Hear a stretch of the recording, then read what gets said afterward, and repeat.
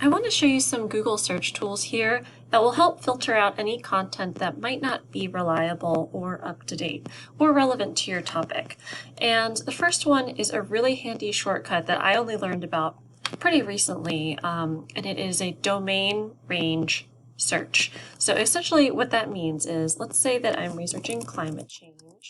But, this is a very contentious topic. I want to make sure I'm getting back authoritative sources. So there's a Google shortcut. If I type in site, and then .edu, this is only going to bring back websites with the term climate change in it and that have a .edu domain, meaning they come from a college or university. And so if I search climate change here, you'll see that I'm getting sources from the University of Wisconsin, Texas A&M.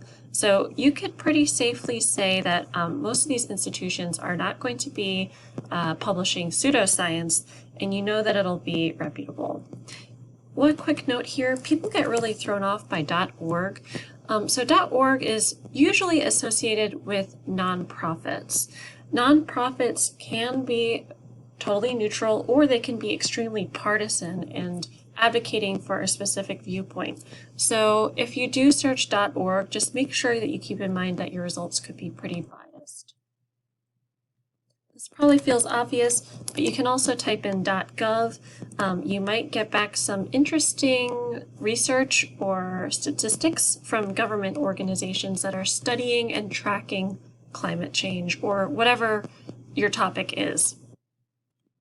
Another tool that's really helpful but kind of hidden is the date range tool. So let's say that you want to make sure that you are getting really up-to-date information on climate change. You can click on Tools, drop down to any time. If you want, you can put in a custom range. So maybe I'm interested in how people were talking about climate change in the 90s, and so I could just limit it to 1990 to 2000.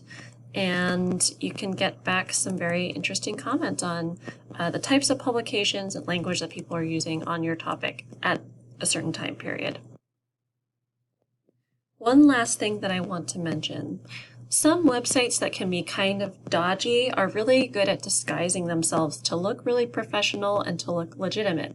So I always recommend using the same research strategy that a journalist would use. This is called lateral research. So instead of just going into the website itself to try to at the most basic principle, lateral research involves not trusting your website to necessarily give you the full truth and to try to fact check and verify it from other sources just to make sure your information is lining up. So if you come across a claim that you find kind of dodgy, maybe first do a quick Google search about the website or the publisher or the author who's putting out this information. See if you can find their LinkedIn or if it has its own Wikipedia page and that Wikipedia page has a list of controversies, you also probably have a dodgy website that you're dealing with. And just check outside of your source and see if you could find more information about who put it out there and if you can find other websites that are also reliable saying the same things.